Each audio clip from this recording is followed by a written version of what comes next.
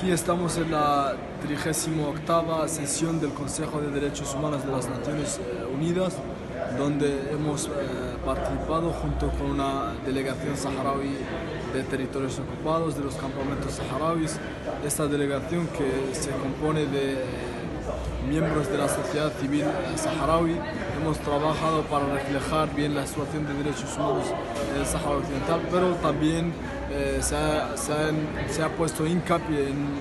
diferentes paneles, diferentes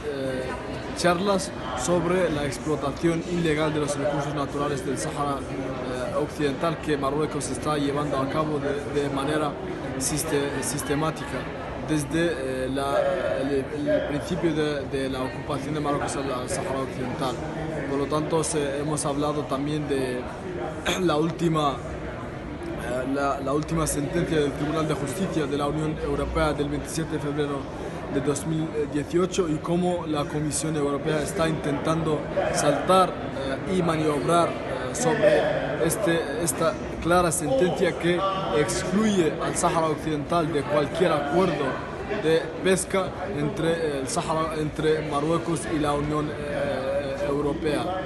Por lo tanto, también se ha reflejado la relación entre los derechos humanos y los recursos naturales, porque el expolio de los recursos naturales en el Sáhara Occidental lleva automáticamente